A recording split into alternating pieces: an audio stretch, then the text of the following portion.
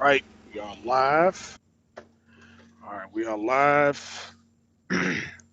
Special RCOM, the conversation that was supposed to take place last Saturday and stuff. I thought I was going to be ready Sunday, but man, I mean, working.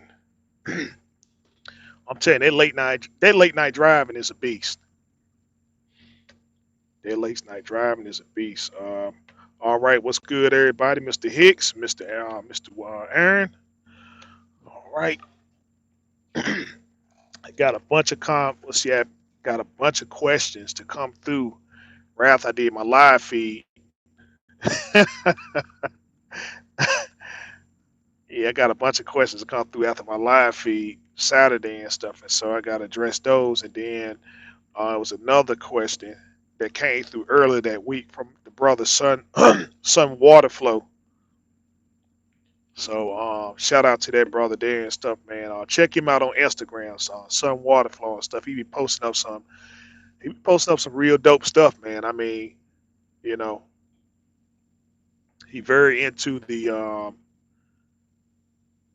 I mean, he's a little bit of this, a little bit of that and stuff, but most of the things that I'm drawn to him about is health. He put a lot of health stuff that's up. Heard about 5G? Yeah, I heard about it, and the thing is, hold on,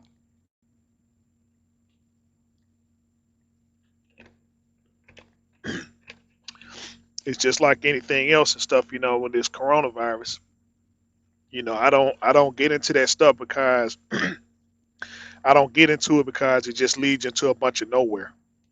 To be honest with you, you do if you're gonna do research or whatever, then let the science speak for itself, or let the truth speak for itself. But I don't tie into those theories or whatever because someone can say something, but yet they don't have any kind of evidential proof to say, okay, yeah, this is what it is. Just a bunch of that's just conspiracy nonsense and stuff people can make money off of, but nothing really evidential.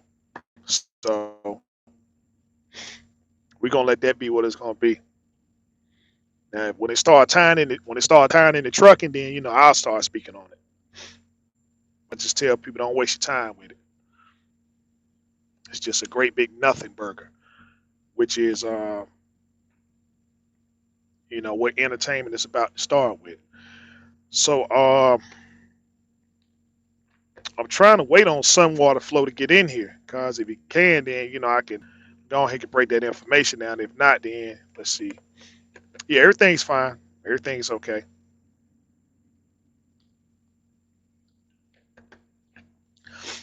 Just have been doing a lot of just been doing a lot of AM driving, nighttime driving and stuff, 12 in the morning, stuff like that. And that just ain't my cup of tea, man. I'm feeling fine, man. I'm feeling fine for the most part. So anyway, first thing first, we're gonna go ahead and break into the request by Sunwater Flow and stuff. He was talking about um, information dealing with those who want to get into the reefer side, refrigerated side trucking. Some of the things you're gonna need, and it's pretty simple and stuff. As far as insurance and stuff go, you just need the normal insurance that you'll get for dry van. It's nothing different unless you know that the commodity that you haul, if you're going to be doing like seafood, if you're going to be doing a lot of seafood and stuff, a lot of high value loads and refrigerated, then you're going to need that type of insurance. But they're going to offer you that when you talk to the adjuster and stuff, about about the commodities and stuff that you're going to haul, they're going to recommend it. And so from there, that's when you tell them, okay, yeah, I'll go ahead and get this insurance or no. But just like I was saying on my other live feed, is that um, it ties into getting your own authority. And so if you're getting your own authority, consists of just um, if it consists of you going and just filling out a bunch of carrier packets and stuff and doing broker loads or whatever, then you just get the basics. and it's not a good idea to venture off to do anything other than just general freight and refrigerated. I wouldn't even haul anything, like 0 degrees lows, -10 lows. I wouldn't haul them. It'd just be something, 34 degrees, something like that. 30 degrees would probably be the lowest that I would haul. If I'm just doing broken freight, guys. A lot of times, a lot of times in broker, the reason why people will broker out refrigerated freight is because it got some kind of claim on it.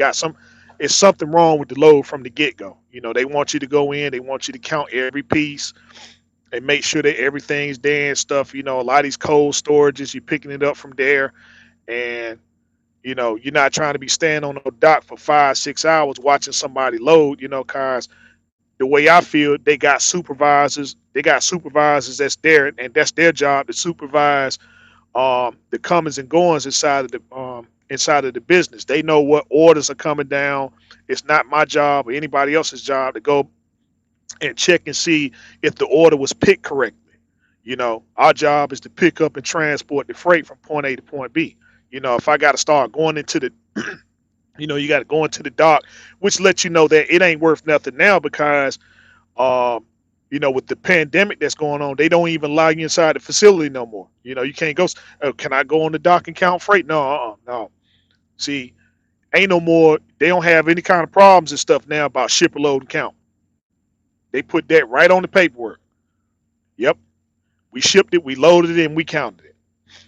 And that's that. They don't want you on the dock for any. They don't want you in the building for any reason. They got the porta potties out there. If you got any kind of business, well, go use the restroom outside.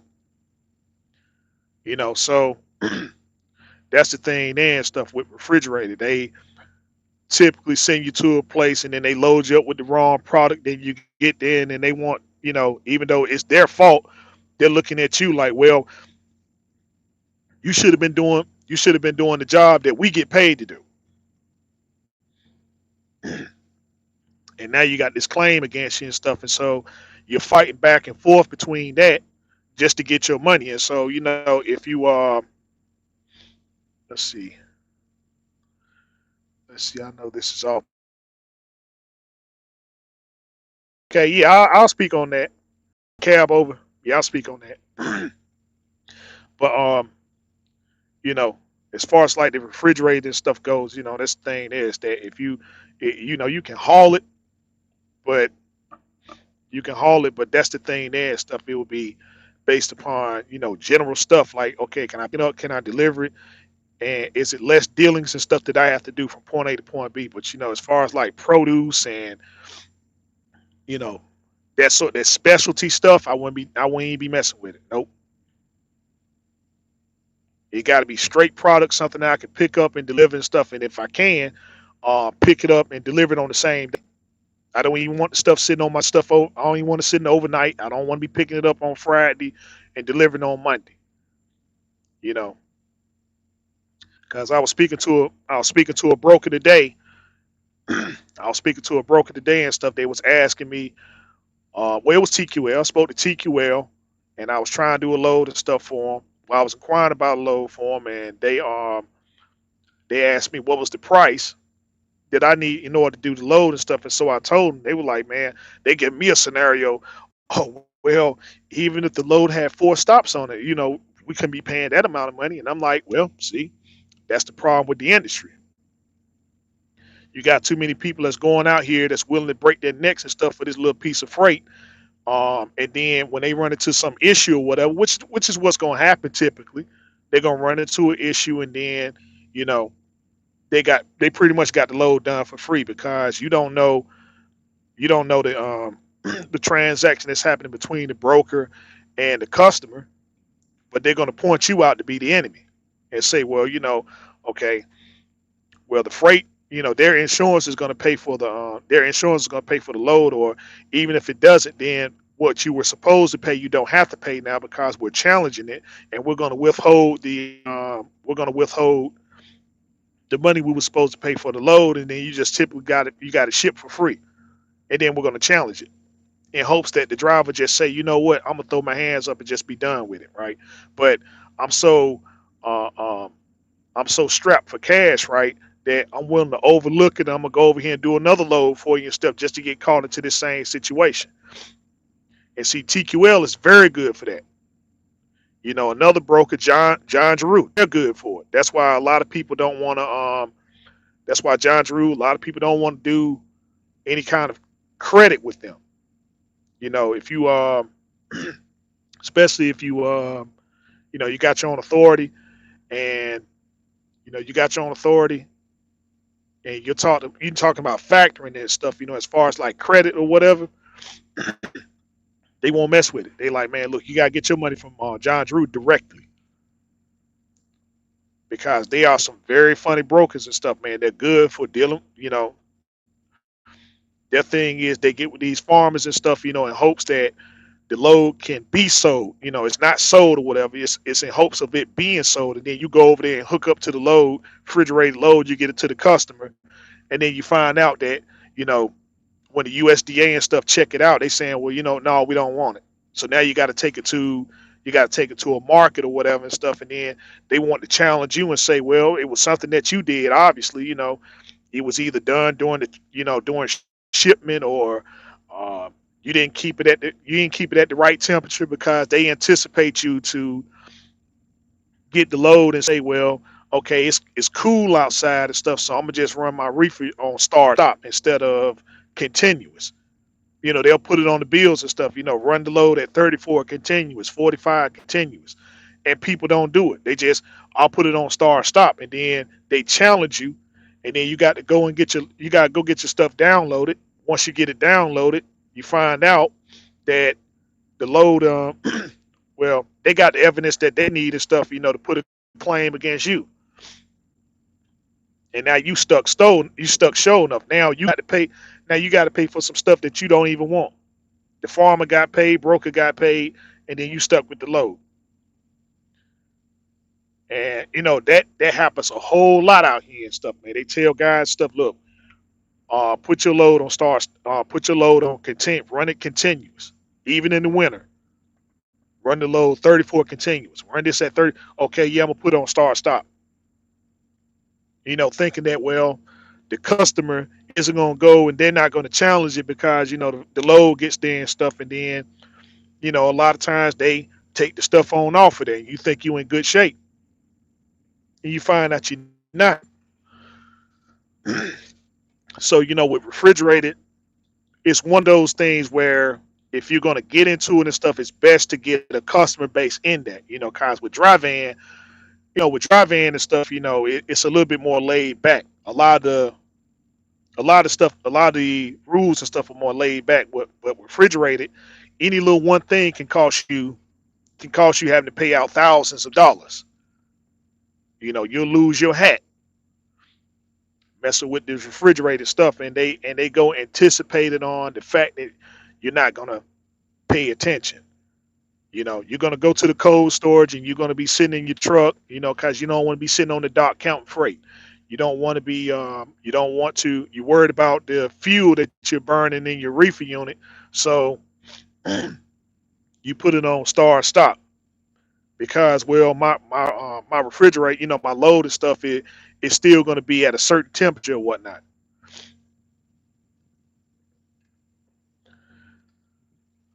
All right, Mr. Weeks, what's going on with you? Um, so yeah, you know, the whole refrigerator side and stuff is not, it's not tricky. You know, there is a lot of tricks and stuff that's in it. There's a lot of tricks that's in it, but you know, by just following the instruction and stuff like that. I mean, you know, if you're gonna go pick up a load, you're not familiar with it, you gotta get on that dock and you gotta start counting it. You know, that's all to it. You know, demand that what they show you what's what and stuff on that paperwork. And you know, to get them you know, what I do and stuff, I follow it word for word and stuff. It's like they want you to count they want you to count each individual piece and make sure the stuff that is there. So I'm like, you know, when I get to a place, uh, Lisa Freed crew. Um, yeah, I got to get on that too. I got to get on that too and stuff. Cause I seen that response, man. Well, I seen that little bit of yeah. I got to get on that too and stuff, man. And I'm gonna cover that. I'm gonna cover that too. But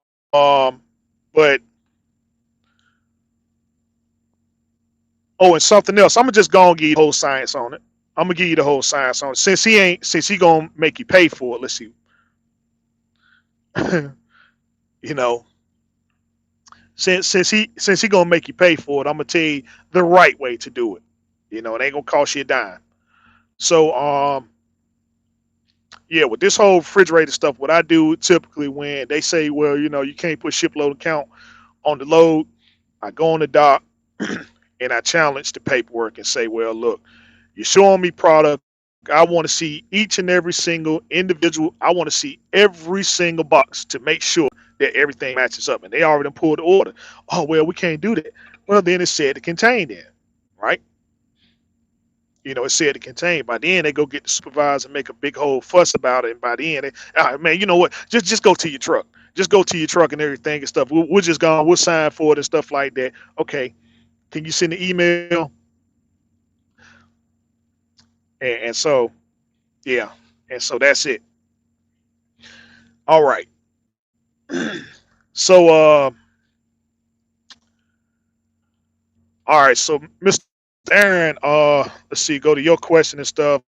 Over is a truck that used to be the cab over used to be the truck that everybody had and stuff like everybody had and all the other stuff there. So that's where everybody went to. But the cab over was the go-to truck because it was a lot cheaper.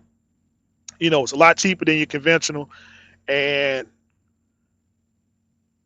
it did have its drawbacks, stuff like the fact that if you wanted any work and stuff done, you had, which consists of the shifter. You had to when you drop the cab, the shifter had to be lined up, because if it didn't, then you have to jack the cab and stuff back up, plus all the stuff that was in your cab. If it wasn't strapped down, it'll fall forward, that sort of thing. The getting in and the getting out of trucks and stuff. And so when I first started with Schneider. They were Schneider and JB Hunt were the only two companies the only two companies left out there that were that still had a mass production. And so they were just phasing them out and stuff. They were like, you know what, we're getting rid of these and stuff in favor of the Freightliner Century class. And so my first truck was the International 9300 Condo, which means I could stand up. It wasn't a doll box and stuff there, so I guess the only way you could look at one now and stuff is through Google. So International at the time, they revolutionized the truck. Let's see, I want to bring them back. Yeah, I mean, it's not they not the only thing. If they can make them fuel efficient, then that's the only drawback. They got turning radius, the whole 9 yards and stuff. Yeah, they still make them. Volvo, Mercedes, Kenworth, they still make theirs.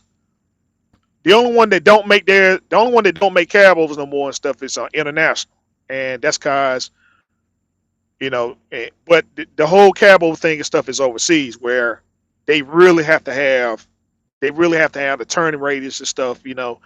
As opposed to us, we got wide open highways and stuff and so on and so forth. But the cab over just isn't as popular over here because you know the conventional came over, and then they extended the trailer, and they seen that you can get in and out of spots and stuff. And so fuel efficiency came a little bit later on.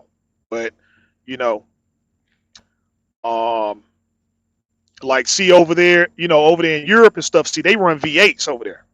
Over here we run sixes. All our diesel motors are sixes and stuff. Over there is eight, cause they gotta have the turning radius and the pulling power. Cause their trucks over there and stuff, they're just any one of their trucks and stuff, man, would just leave ours and stuff as far as power, whatever. If you put it up there on the mountain, they be gone. You know, where ours and stuff, you gonna have to break yours all the way down to a low gear. So, like I said, Snyder and JB Hunt were the only two companies left that were pretty much that had the mass production and stuff for their 9300s. And so, I got one. I kept my truck for about maybe 3 months, and then they upgraded me and stuff into a Century class and stuff. So, um, they weren't bad trucks, but they were kind of they want a real pain in the butt to operate. They were just like if you get on the back road and stuff, man.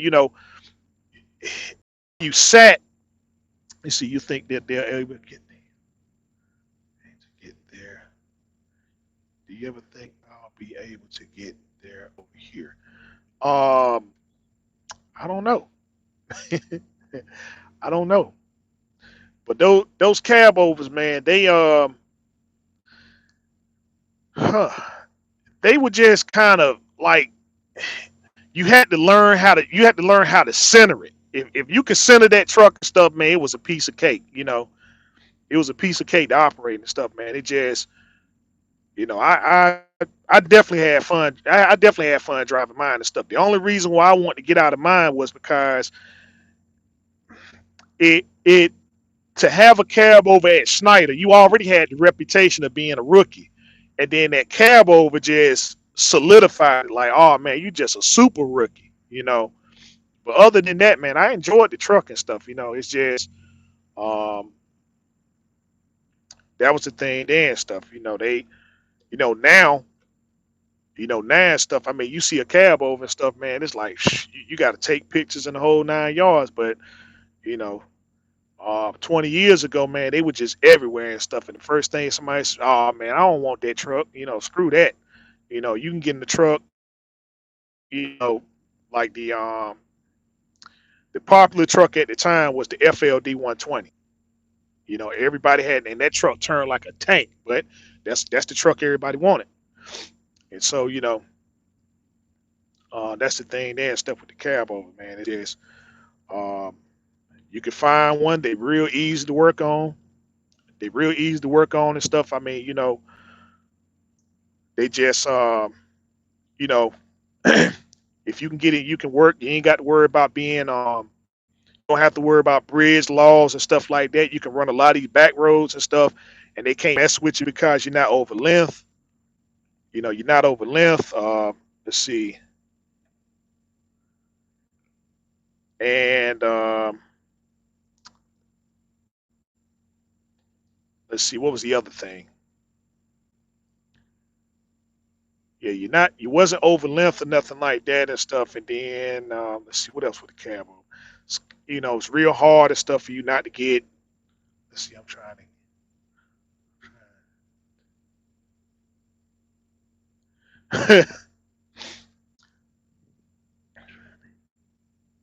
I mean,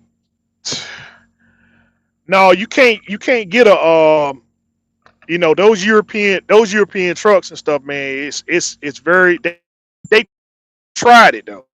They tried it with the Scania. They tried it with the Scania and it didn't work.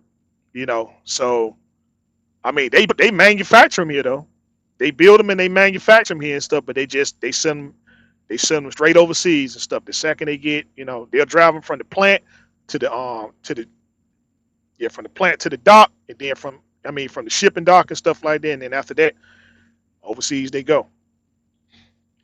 Um, but yeah, if you find, like I said, if you find one, getting one in the motor rebuilt in and stuff costs little than nothing, man. It's just, you jack the cab up and stuff like that, get the motor out of there. You can do the end frame and stuff, and it's not that much of a big deal because everything is out of the way. The cab is out of the way and stuff. You take the heads off, you drop the heads and stuff, and everything is accessible. Not like your conventional. You might have to.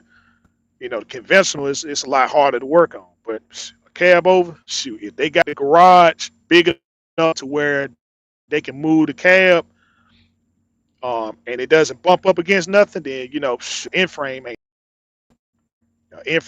nothing. In fact, shoot, if they start on it, if they start on it early enough and stuff, they can have the whole thing put back together that same day.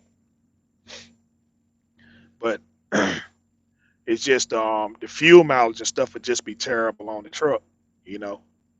Oh, the weight, yeah, you can have a full tank of fuel and stuff, man, and you just maybe have to straighten out some of the weight and stuff on the trailer, but the tractor, you're gonna always be golden.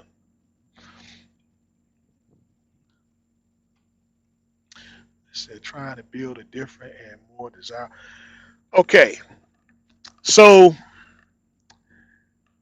thing with this whole thing with um Loshan Parks coming after thing with this whole thing with um Loshan Parks coming after Jason Andrews problem, and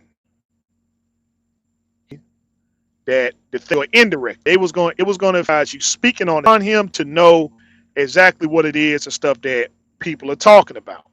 Understand Loshan, you know, offering over his services and stuff like that. I mean, that's his thing and stuff like that.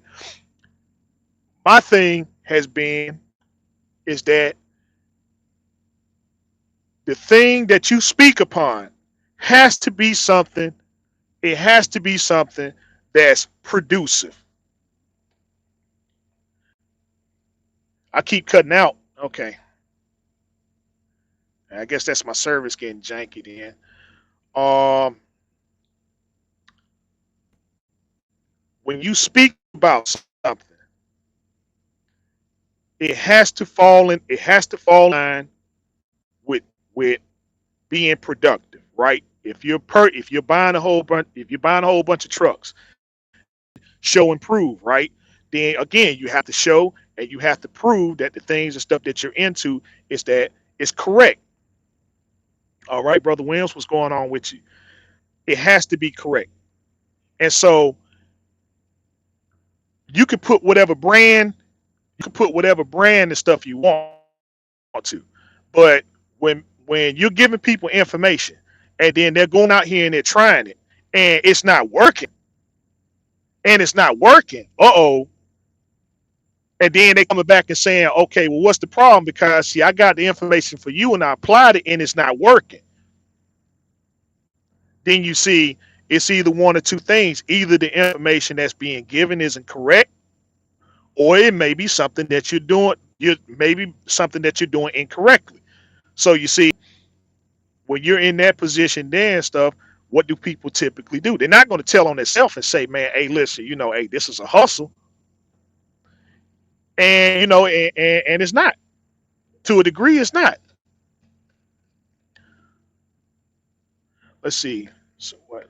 Glad both brothers are making more 100, but I do understand the fact that he's no right. Right. Okay.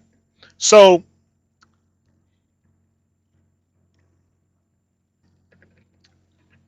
understand what I said about the whole social media thing.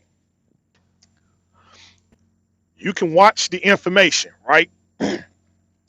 You can watch it and you can learn from it. Anything that they say is either going to confirm it or it's going to contradict it. You see, but again, we're in when you're talking about YouTube, you're talking about entertaining people. You're not talking about information. People that's trying to get information is going up there for just that. They're going up there for information. They're not trying to be entertained by nothing. That's why if they leave any kind of comments or whatever stuff, then they're typically ones dealing with business, right? You know, it's not going to be a back and forth any kind of information being put out there because the information is going to be what it's going to be. If a person has a problem with it and stuff, then from an intellectual, intelligent standpoint, then we're on or you watch it.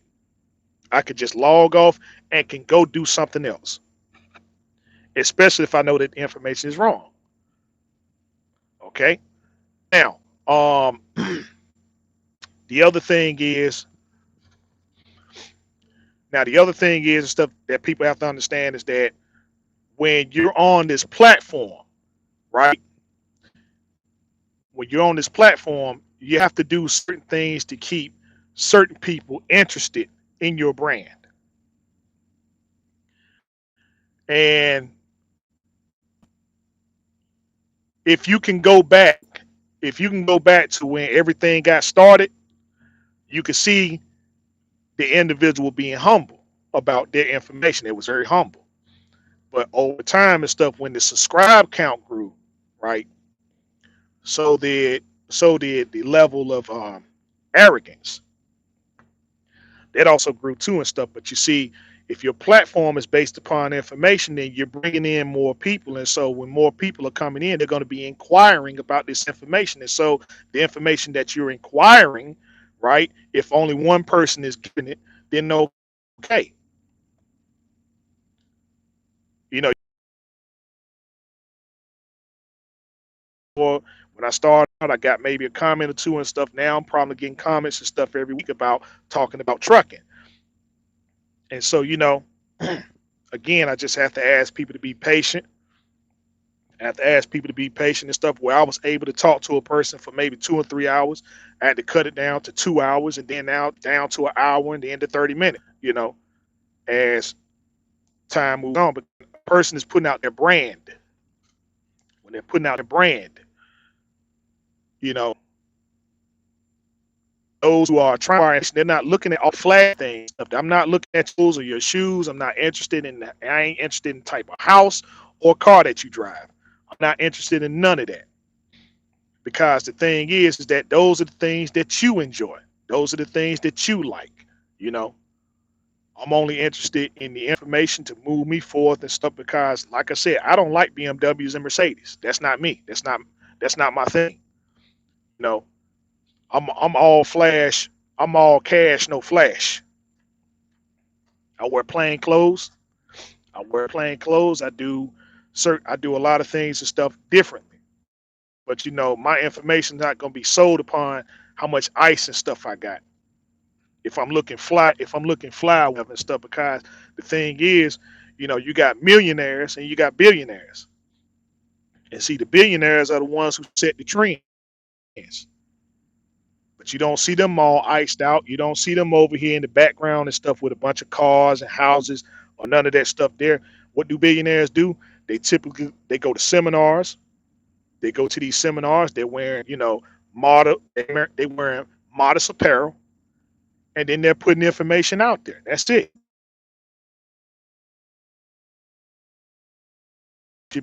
But your parents are nothing more but what? Paid employees. But for the most part, their bread and butter is going to be coming from from the billionaires or whatever. They can't say anything. Second that they start stepping off of stuff for you to be this type of activity. No, get back over into the sports arena. And then some more say, well, hey, I got what I need, so I'm gonna go over here and I'm gonna be independent. And so when you go and move towards being independent and stuff, you ain't got time for the flash or whatever. If that's your thing and stuff, then you do that on your own personal time. But when you're trying to put your brand out there, your brand should be based upon the information that you give. And that's that. And out there, your brand should be based upon the information that you give. And that's that. Because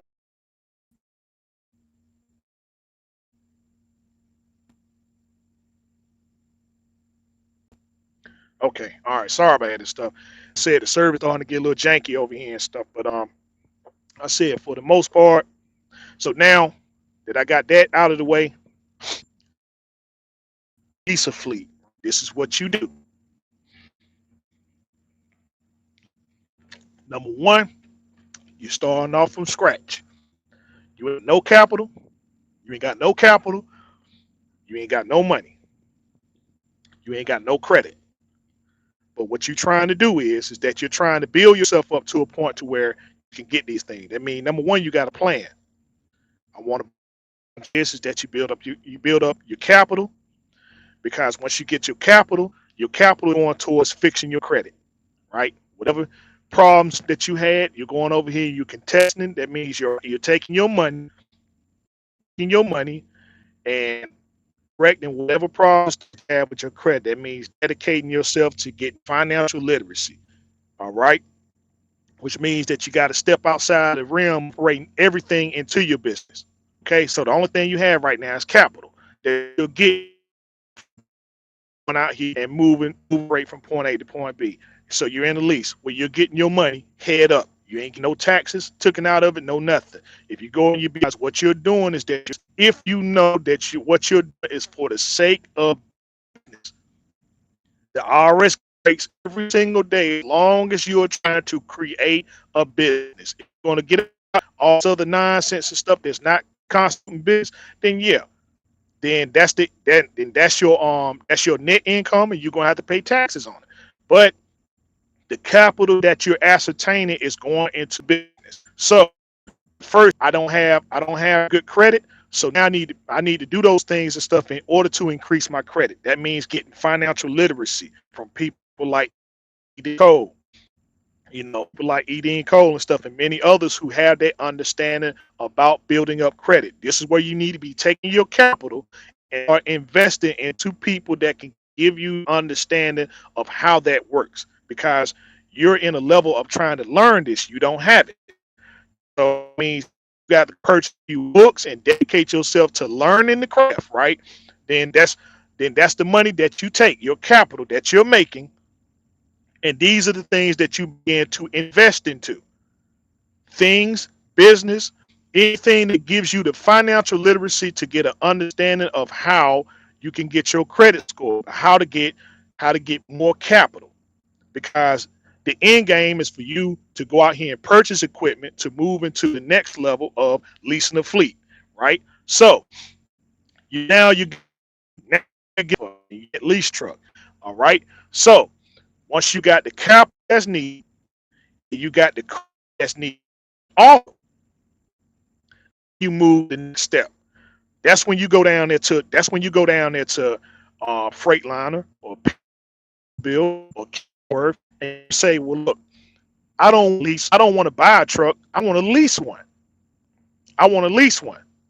So then they're gonna start looking at your credit score and stuff, and they're gonna see all right, your credit score is where it needs to be at, because you understood financial literacy to a point to where you know what credit score that you need in order to move into those endeavors, and not just Freightliner, Kenworth, and the rest of the people that sell trucks, but people like Ryder and Penske. Okay, so your credit score is at a certain place, and then on top of that, because of you working right in the train, you work, you're getting stuff to say, well, all right, either I'm out here and get my own or I'm on. We live, okay. All right. Let's see. Man. All right. Sorry about that interruption, guys. Let's see. That's why I'm sticking with you. I don't have time for the Real Housewives BS. Some of those.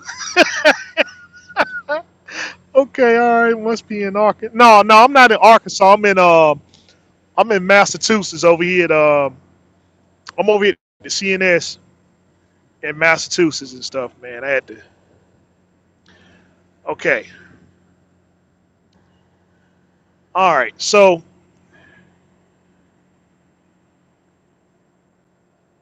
before I get off track, all right. Now, this is what you have to do. Okay. If you're talking about doing a lease of fleet, if you're trying to do it the correct way, all right. Now, remember, you're going in. You don't have no money. You're getting capital. Once you get the capital, once you get the capital through the lease, right? That means you're working, or you're working somewhere and you got a 1099. That means having a plan, and your end game is to have, you know, have a lease of fleet. Okay, so you're going out here. You got the capital. You're getting the capital, and now you're starting to doing some investment in your capital. That means you're buying literature that gives you an understanding about financial literacy. You're investing into those and stuff that had went through those ventures and now are teaching classes on how to get these things effectively, right? Like I said, people like Eden Cole, that's an example and stuff. But there are many others that are out here and stuff. Um, again, their brand has to be their brand has to be based upon getting result, right? It has to be moving to a place. It has to be moving to a place to where you're seeing tangible result. None of this hocus pocus stuff, or saying that, well, if you tap your shoe 3 times and stuff like that, or drink a whole bunch of Hail Marys. No, they're giving you information that you need to move to the next level, to get certain things that you need fixed with your credit, right? Because again, if you're talking about going into having a multiple unit of trucks and trailers, right, then you're going to need that credit. Unless you're talking about purchasing all things cash, right? Which you're not trying to do. Because again, you're trying to build yourself up, you're trying to build the credit up, you're trying to build up your clientele. And so again, that consists of you getting the things necessary so you can move to the next step, right? You want banks when you go and apply for loans, you want people to be interested in you and stuff, to a point to where they're not handing you uh, high interest loans and stuff like that. Your credit is where it's supposed to be, to where they can give you loans confidently, to where they give you loans confidently. You know where to put your money, so when people look at it, they have the confidence that's necessary for you to say that, well, when you get your money, you're going to be putting your money, your capital, into business. You're not going to be sitting there buying a whole bunch of unnecessary stuff that's going to put you in debt, that doesn't that's not going to be reflective of you having an income. You see, they're going to have, you financing things and stuff. When you're buying equipment, trucks and trailers, they understand you're getting that for the sake of putting it to work to make money. So when they give you these loans and stuff like that, you can get this stuff paid back. You can get it paid back. 'Cause that's the whole purpose of getting the loan. You're not getting the loan to be complaining about it and saying, "Oh man, shoot, these payments are killing me." If you're in that position right there and stuff, then you don't have, or you're not to a point to where you understand financial literacy. All right, payments are not supposed to be bothering you at that point. You understand this is an investment that's being made to where I don't have to put up everything up front, right? If my truck costs $150,000, I'm not going to a lot and giving them a check for $150,000. You're gonna let your credit do the work and stuff, and so you getting the bare minimum put to a point to where you're able to sit there and grow, because eventually all these things are going to be paid off, or you're going to be moving on to other endeavors, right? You don't want ownership or nothing. You're just trying to get some equipment to run your business, but you also know that the people you're going to be bringing in, they're not going to be interested in driving trucks that are, in the early 2000s and stuff like that. Now, if you're an individual based upon yourself, and you're going to be a sole entity or whatever, then you can go and get trucks like that, because you understand the significance of it. You can take your time and build it up or whatever, but when you're running a business, then your business has to be consistent on, you're in competition. This is why a lot of people go to Swift and all these other mega carriers, because they saying, well, they got the brand new trucks, so I don't have to worry about being broke down on the side of the road and stuff like that. I just make one phone call, they're coming over here and they're fixing whatever needs to be wrong, anything that's wrong with the equipment. I got new piece of equipment, new truck, new trailer, in order for me, and stuff to make money, you know, as opposed to going to the own operator stuff, who may have who equipment is older but can pay you more higher.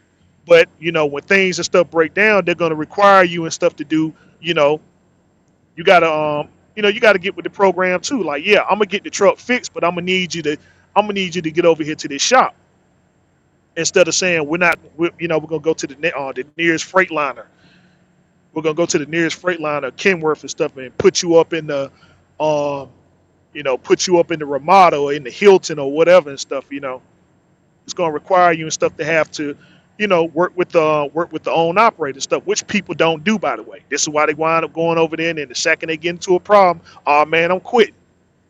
I'm quitting. I left that man truck right there where it was at and stuff. Okay, he wanted me to do this, that, or whatever, you know. But understanding, understanding that perspective, right? You know that the equipment that you get, you're trying to eliminate all that. Even if you're a small fleet, you're a lease a fleet, you're trying to eliminate all that. You're trying to make as less hassle as possible and stuff, with the person that's operating the truck for you. They don't need to be doing no thinking. They just need to be taking the equipment and going from point A to point B. Okay, you give them the instruction. All right, yeah, go pick this load up here, take it over here, make the money that way. All the other thinking stuff, I'm gonna take care of that. So, again, you have your capital that's going to work for you. Now you have your credit that's going to work for you because all think you're pulling in as many things as you can to go to work for you, right? So you got yourself ultimately that's working for you. You have your capital that's working for you. You have your credit that's working for you. So now that you got those things and stuff, and they give you a line of credit now, where your line of credit is going from 10,000 to 20,000 to 50,000 to 100,000 line of credit. So they're giving you this line of credit based upon you to expand your business, not to sit there and buy a house or a car and all that other stuff because the profit that you are showing is very little.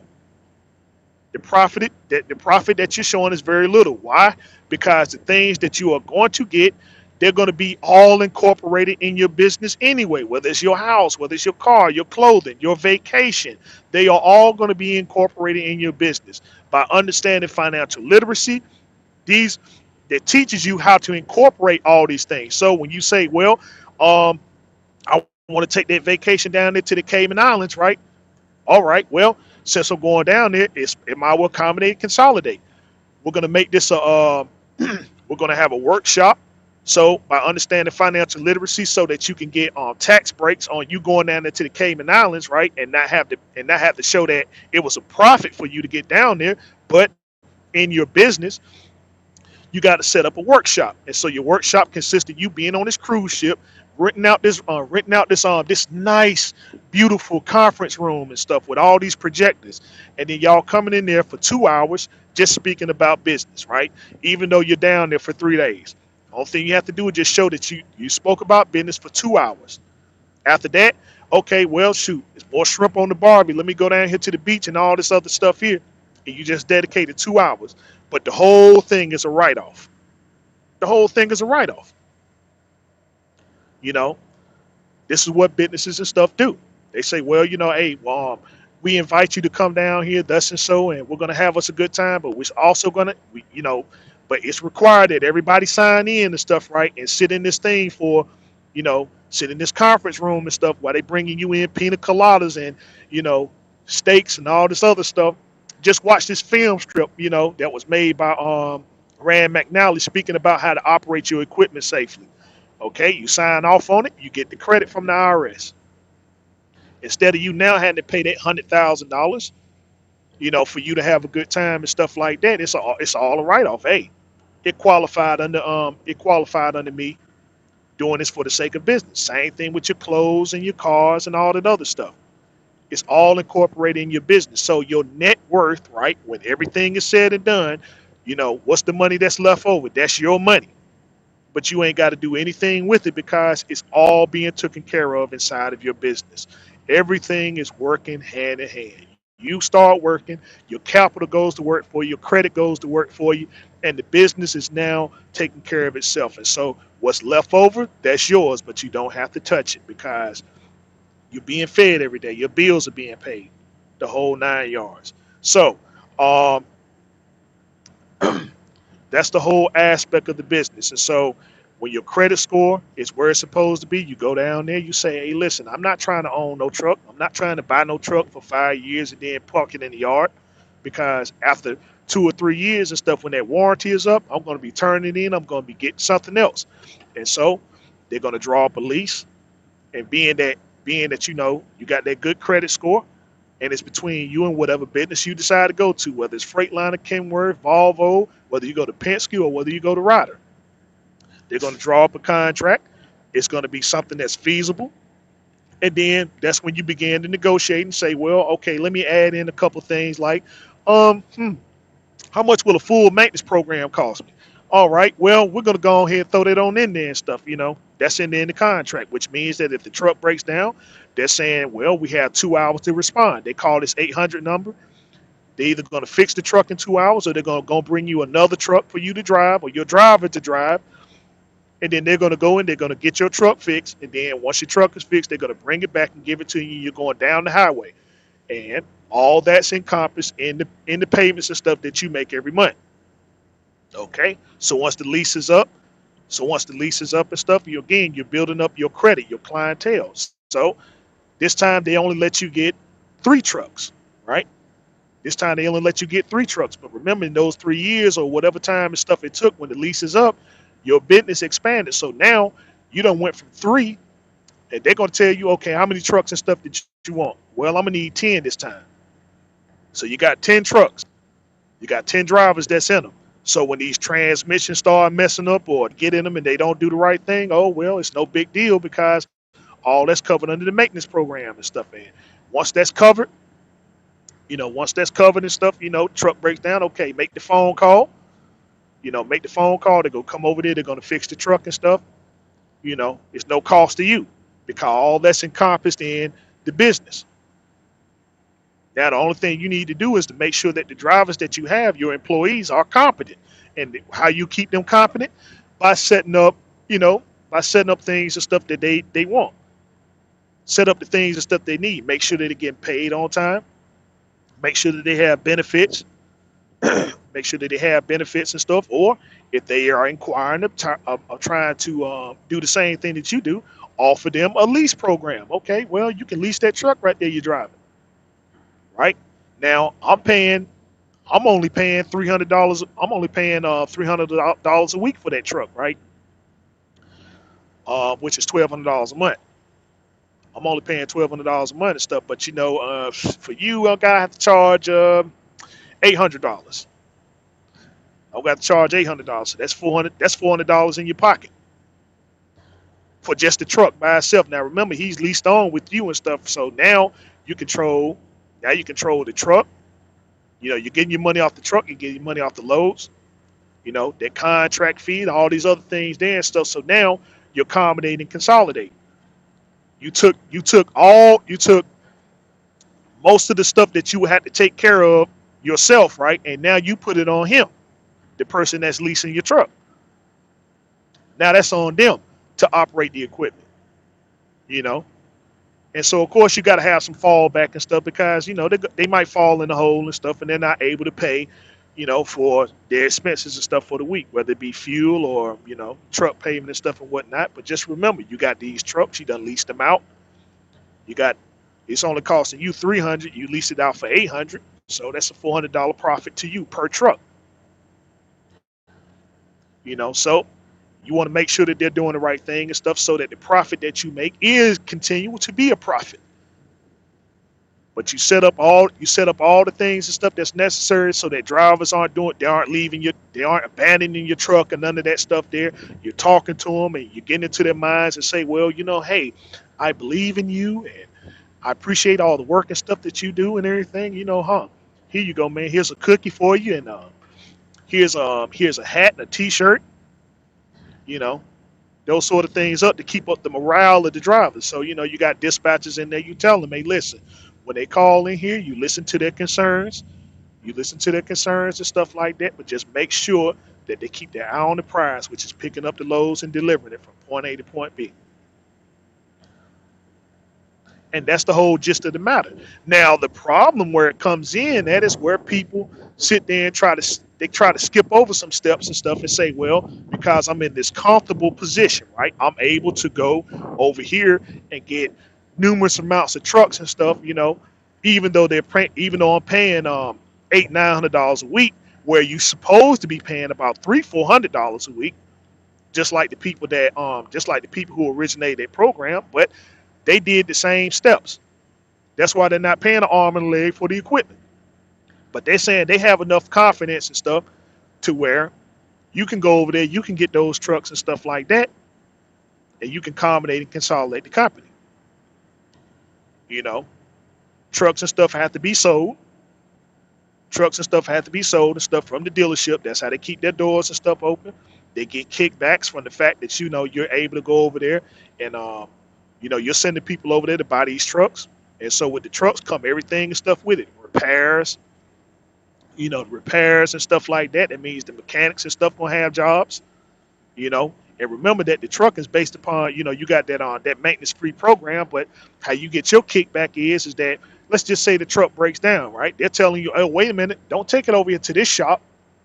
Don't take it over here to this shop. Let's take it over here to the manufacturer where we're supposed to, right? So you take it over there and they fix the truck and they tell you, all right, well, hey, it's going to be $1,000. But you understood and the dealership understood that the truck is under maintenance. It's under a maintenance program, which means that you don't have to pay. You're not paying anything because it's all encompassed in your payments. But you, the subcontractor, you don't understand that. So they're bringing you a bill and they're saying, okay, this is the bill right here, and then you make the check out to the business, and so the business is now taking that money and they're splitting it amongst each other. Half of that goes to them, half of that goes to the person that you're leasing the truck to. And this is how they stay. This is how they stay accommodating, consolidating. Now, when you're in a leaser fleet, and stuff, what you're doing is that you're taking on a heavy responsibility in hopes that you can make the business and stuff work. Now, it'll work for an individual, one person. They'll work for one person, but when you're talking about taking something that's supposed to be on an individual endeavor and then try to make it a force multiplier, right? And say, well, let me put somebody else to drive this truck, instead of me following the steps necessary for me to go over here and say, even though I'm gonna do a lease of fleet, I'm not gonna have no in betweens. Everything is gonna be all mine. I'm gonna go get these trucks, and then in hopes of, well, everything go like it's supposed to and stuff, and then just like dominoes and stuff, it just falls one after the other. Because we gotta always remember and stuff is that even if you get the game and stuff down pack, if you got others and stuff that's in it, you know, there's always the element of corporate sabotage. There's always the element of corporate sabotage. Some people are sitting there talking about, hey man, I'm sure doing a whole lot of sitting and stuff like that. I'm sure doing a whole lot of sitting and stuff like that. Even though they know you got those expenses, they might have a load right there, right up the street for you to go pick up. But they might not want your business to do so well and stuff, and so they just overlook you and say, well, I'll take these loads here and stuff and just put them out there on the board.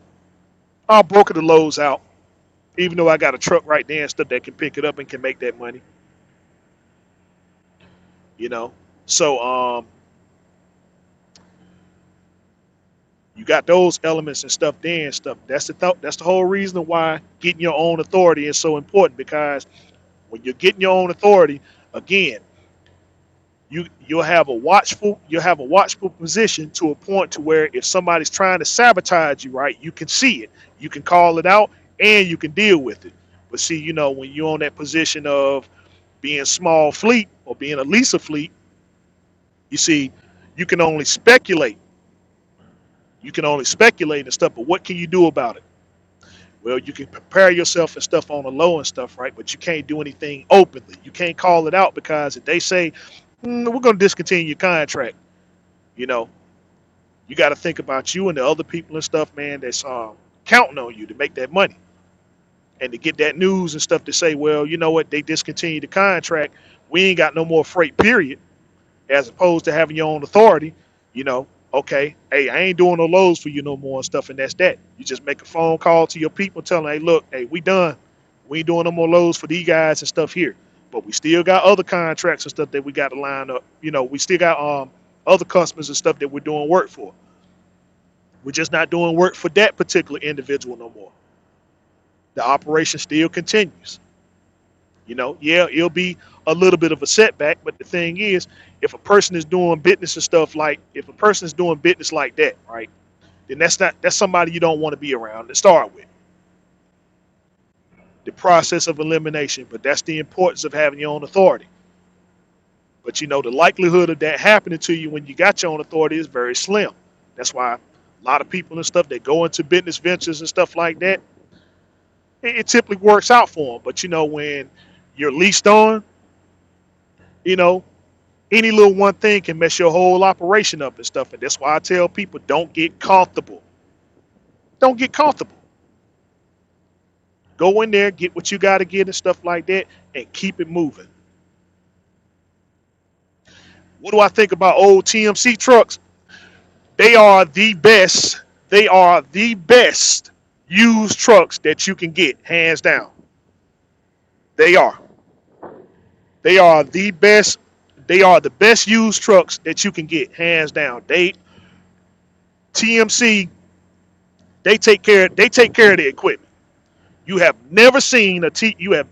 It doesn't matter how many miles it has on it. You never seen a TMC truck broke down on the side of the road, have you? Two things I've never seen in 18 years.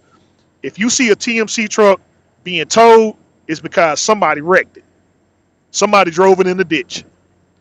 And I ain't going to say somebody drove it in the ditch. Somebody hit that TMC truck. Somebody hit that TMC truck. Them guys, man, they keep those trucks clean from top to bottom. They are very thorough with those trucks, man. I mean, every one of those 379 Peterbilts and stuff, those 379 Pete's and stuff, man, they sold for top dollar. And people were breaking their necks to get that. I mean, as soon as them trucks hit that used lot over there and stuff, 9 speed, um, a 9 speed can be converted over to a 13. So, um, if you got to get a 9 speed and stuff, then that's fine, that's cool. But any 9 speed can be converted to a 13. You know, it can be converted to a 13. Especially if it's, oh, well, let me say this: if it's a manual, and stuff, it can be converted to a 13. Okay, cause yeah, because what they did is, and Warner used to do this too and stuff. There was another company that used to get top dollars for their trucks. Um, a 9 speed is just a cutback 13 speed, and the only reason why they don't make it a 13 is because they know the gear ratio, it confuses a lot of people. It confuses a lot of people and stuff. But the only thing it is that they just eliminated the high side, right? When you go into your high side, right, you got you know, 2, 3, 4. Let's see. So you got it's not like a straight 10 and stuff, where you got to bring it back to 6. Your 6 is right there where your where number 2 is. And then, you know, you split it, you know. TMC will fire you. Yeah. So, I mean, people hear the stories and stuff like that, but I mean, from a business perspective, man, I mean, the best equipment, if you're talking about buying a used truck and stuff, is TMC. I mean, because, when they get to it, and like I said, the reason why they sell the trucks and stuff when they get high on miles is because, you know, it's a morale thing. It's a morale thing and stuff. They saying, they bringing in new equipment, just like what I mentioned, right? Let's see. Let's see what they say. Okay. You say you, hold up. No, my phone number is on my YouTube page. It's on my YouTube page. Yeah, just look up the personal information up there and stuff on my YouTube page. Oh, and by the way, guys and stuff, this trailer right here, I'm saying this not me. This not me and stuff that Hirschback back there. That's not me either. So I'm not. I know some people gonna be saying, "Well, Dag, oh, he leased on with Tyson and stuff like that and stuff." No, I'm just sitting back here because it's the shade. So but anyway, um, yeah, that's the whole thing with 9 speed. I'll give you a link. Okay, yeah, just text me first and stuff, and then I'll let you know, and we'll get on that. But that's the thing there. You didn't have to pay. You didn't have to pay no money. It's just you're starting out from a basic position, and you're moving yourself to a advanced position. That's it. That's it. If you want to do the Lisa fleet and stuff again, there's no problem. But just make sure that your expenses are controllable. Make sure they're controllable and stuff to a point to where you control it. Where there's no in between. That's just you and the people that you're doing business with, and that's that. But you got some in betweens and stuff like that. They're the ones that's making the money, and you're just getting what's left. You getting what's left and stuff, man. But hey, don't be impressed by all the flash. Don't be impressed by all the flash and stuff because um, if a billionaire walk past you, if a billionaire walk past you and stuff, and make no mistake about it, we all been around billionaires and stuff. We just don't know. We know all the millionaires because the millionaires are based upon cash. But see, that's what employees do and stuff. When they finally get a hold of some money and stuff like that, and don't get me wrong, it's nice to have all, the cars and the jewelry and the houses and all that stuff there. But what does it constitute at the end of the day? Is it something constructive or something counterproductive? Because every person I see with the car, it's good to have that. It's good to have you want that $2 million car. But look at what happened to Tracy Morgan. Tracy Morgan went and bought that he went and bought that Bugatti. Went to the airport and stuff 45 minutes after he bought the car and stuff, and then somebody who has a car probably ain't worth $20,000 sit there and run into you. They ain't got no insurance. The insurance is not going to be covering for the repairs of that Bugatti. You see what I'm saying? So of course, you got a $2 million car. You're gonna be rightfully upset. But you see what I'm saying? I mean, what can you do with that car? Somebody gonna look at it and stuff like that, and then they wind up running into you and stuff. You the one that got to have the insurance, not them.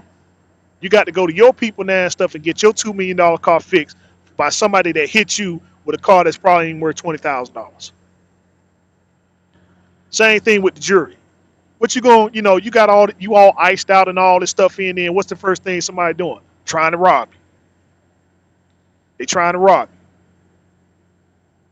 You ain't going to places where everybody else and stuff got the same type of jury. Where can you go? To a club or some other place and stuff, and then they looking at you and then they scheming against you. So that's your car, that's your jewelry. Same thing with all them nice shoes and clothes and stuff like that. You spending all this money on these clothes and stuff, and then somebody step on your shoes. Somebody step on your shoes and stuff, or spill something on your clothes or whatever and stuff. It always leads to counterproductiveness because you're going to get upset. It's going to make you go out here and you're going to do something foolish, and then you're going to get arrested for it. And what you got arrested for? Because they hit my car, they stole my jewelry. So now what you got to do? You got to carry a gun with you. You got to carry a gun with you. Then you go out here. Now you're gonna go out here and stuff and say, well, these things and stuff that I have is worth me taking a human life for. I got to take a human life because most of the people that are around me and stuff don't have these same things. So what do billionaires do? They keep it modest. They know they got all. They know they got all this money. They know they got all this money and stuff, but they keep it modest. If I say, okay, what kind of car does Mike Bloomberg has? He's worth $60 billion, 60 billion. But you can't tell me what kind of car he drives. You can't tell me what kind of car he drives and stuff. Same thing with Warren Buffett. What kind of car Warren Buffett drives? This man worth 71.5 billion.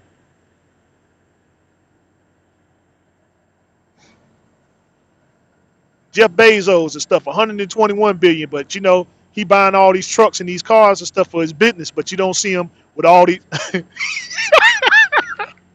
a sedan DeVille.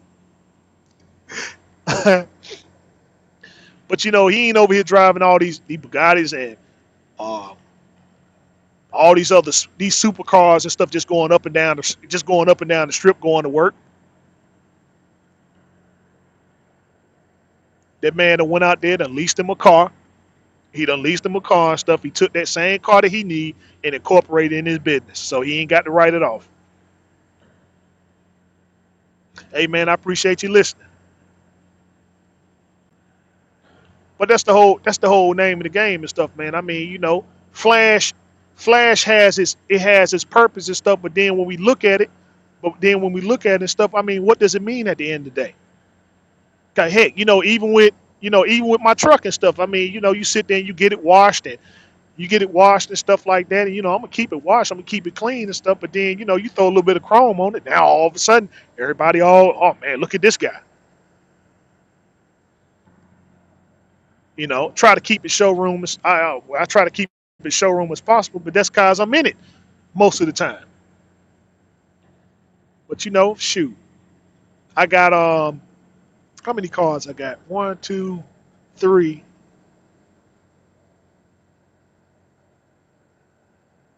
Oh, let's see. I got four. I got four cars. I got four cars, and I only drove two of them. And you know what they saying and stuff, man. Tag on, dude. You don't never drive them cars and stuff. Let me drive it. And so then I say, well, yeah, you can get into it. If something happened to it and everything, you're gonna be able to fix it. You're gonna be able to fix it. Yeah, yeah, yeah. Then next thing you know, it break down and stuff, and then you got to go get the car fixed. You got to put tires on it. You got to put tires on it. Go get an oil change and all this other nonsense. But see, if you don't let them use it, then what happened?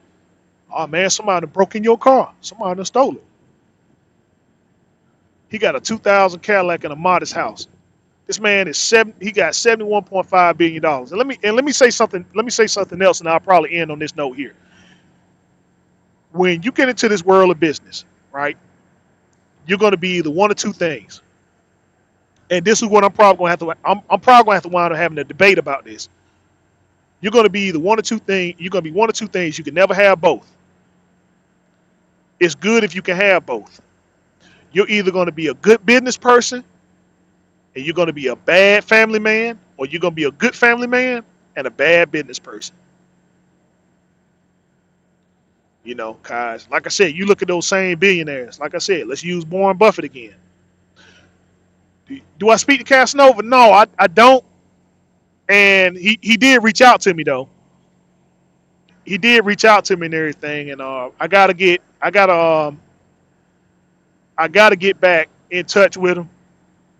I gotta get back in touch with him and stuff, cause I mean, it's time.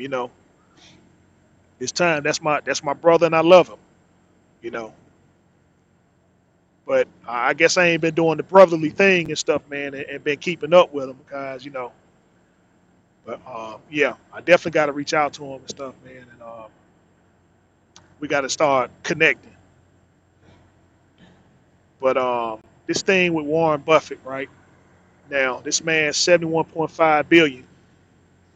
I forget how many children he got. He got what? I think he got a daughter. I know he has a daughter, and she gets nothing. She living in the attic of some. She living in the attic of some house.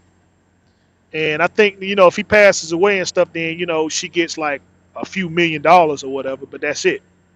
They interview him as yeah. But you see what I'm saying is that when you look at these billionaires, then you look at their children.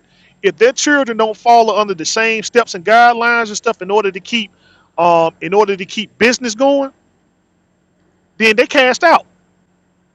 They cast out. Millionaires and billion. Look at Jackie Chan. Jackie Chan, world-renowned martial artist, doesn't have any but him and the relationship with his daughter and stuff is tarnished. Um, they just did one with what's his name, Steven Spielberg. Steven Spielberg and stuff. You see, his adopted daughter and stuff like that. She getting into the porn industry. For what? For what? What, to make money? So I mean, it's something that's there and stuff. I mean, even amongst the children, you even look at, hey, you look at I mean, the list just goes on and stuff, man. You look at these billionaires, you look at their children, and you can see that they don't have such good relationships and stuff, man. But the thing is that when it comes to the areas of business, you're either gonna be focused on your business and not so much on your family and stuff. And I ain't saying that you're not gonna provide. You're gonna be a provider for them, but as far as like being there and stuff, from a physical standpoint, to teach them about the real vigors of life, to be that father or that mother figure. It's just not there. It's just not there and stuff. And then the children get out here and they start acting out. you know. And then the first thing they say, oh well, father wasn't there like that.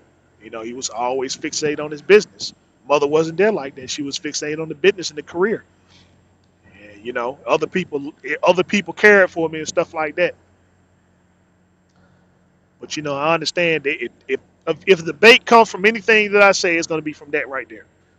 And so I would like someone and stuff to show me um, where you can have both of these things, where you can be a good business person and a good family man. But from what I've seen and from what I experienced and stuff is that I'm either gonna be one or two, you know, because all my stepchildren are grown and stuff. And, the only thing I can do is it's like I've been doing. I provide for them, but and I can talk to them a little bit more and stuff. But it's things we sat down and we talked, and they let me know some of the things and stuff. Growing up, the difficulties and stuff of me being out here on the road and how they wish they had me around and stuff like that. And I know, but and my argument, and like I said, it's something that they'll experience and stuff when they grow up, is that I can't have, I had three I had to raise, and and stuff, man, and clothes and clothes, shoes, food, and stuff. All those things were expensive, and I wanted them to have a better life than I did. Cause I had, both my mother and my father. They done everything I could possibly get as a child and stuff. I got it, and so it's only fair for me to pass this on to the children. But uh,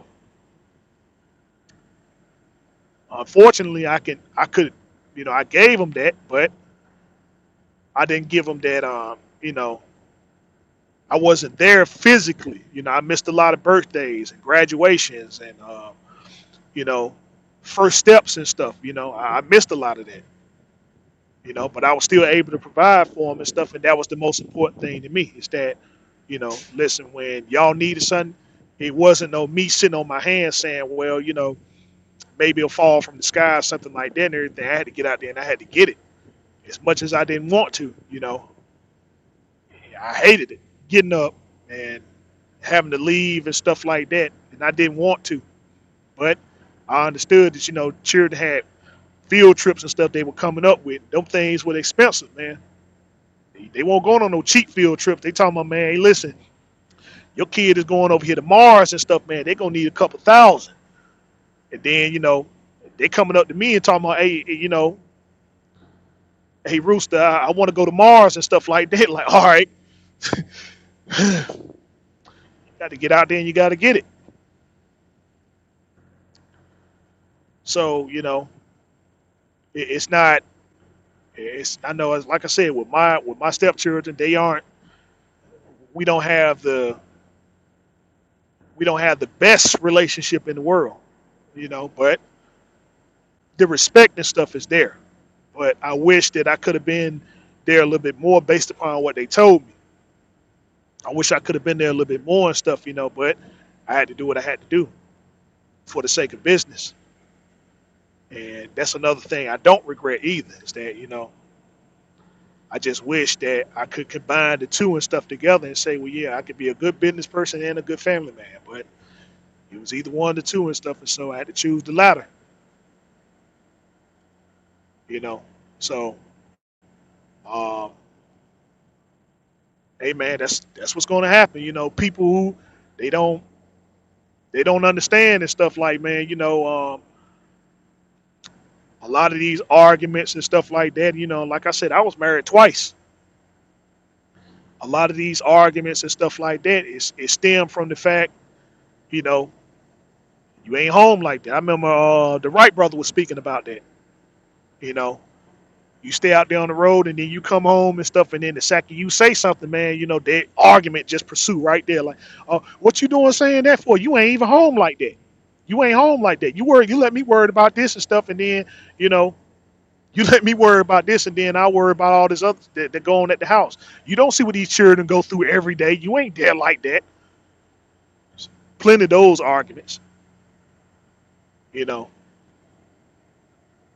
plenty of those arguments and stuff, man. They sitting there talking about, you know, well, shoot, it's this perfect woman. Where is she?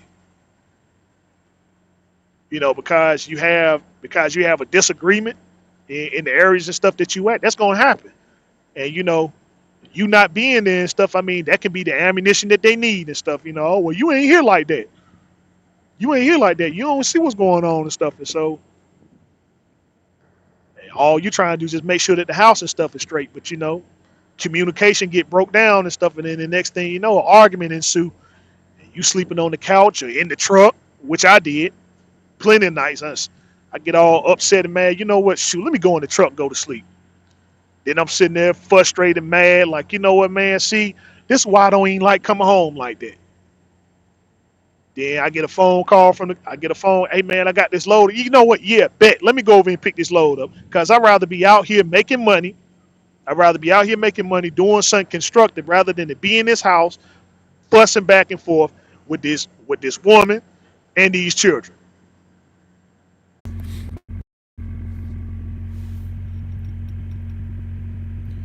All right. Hey, listen, I'm gonna go. Let's see. Wait a minute. Hold up. Hey, listen, I'm gonna go. Let's see. Hold up. Yeah, not being home would get you face busted. I go to Phoenix. It must have been a. It must been a. It must be a girl when you went to see. Now you in a. Yeah, you see. Oh man. Check. Like I said, and I should have ended, but all right. Chase Andrew, man, bro, you said I don't know how many times I got accused of cheating, and bro, you got it easy. Cause me, how about I got my tail beat, and then she called the police on me. She called the police on me and stuff, and now I got to explain myself out of that situation there and stuff, man. I mean, it just, bro. I mean, it just happens, man. I mean, one day I'm gonna tell you. One day I'm gonna tell y'all the ultimate. I'm gonna tell you the ultimate fu. I'm gonna tell you the ultimate fu. But man, hey, bro, you get into situations and stuff, man. And like I said, people want to sit there and act like, oh well, you get into a disagreement and everybody talking all lovely, like, yeah, y'all using all the right, correct tones and stuff, man. It's gonna be some stuff said, and when you say it, it's out of, you know, it come from a place. It's not a place of sincerity. It's not a place of sincerity. It's just, man, you at a point where you ain't trying to hear it. You know, you trying to get your point across and stuff, man, and it's like the disrespect because of everything that you doing, like, man, you know, I just paid this mortgage and this light bill, and then you done asked for some money and all this other stuff here, and then you come back and hit me with something as lowbrow as that. Everything I do constitute to this house, and this is me. Everything I do, I'm taking care of 3 children. I'm taking care of 3 children and a wife that's not working at the time. And the only thing that you can hit me up with is the fact that I'm over here laid up with some other woman,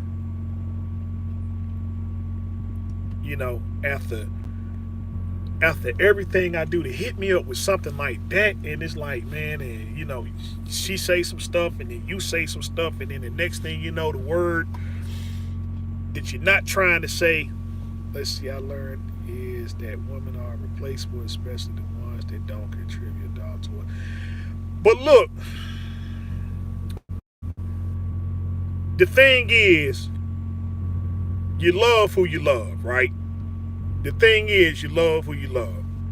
And if it was about money, and I'm being real, if it's about money, right, then it's gonna be what it's gonna be. But you know, when somebody got your heart, and it's like, and we think that falling in love is a bad thing, and it's a weak characteristic, and it's not. You love somebody, you love them, you'll do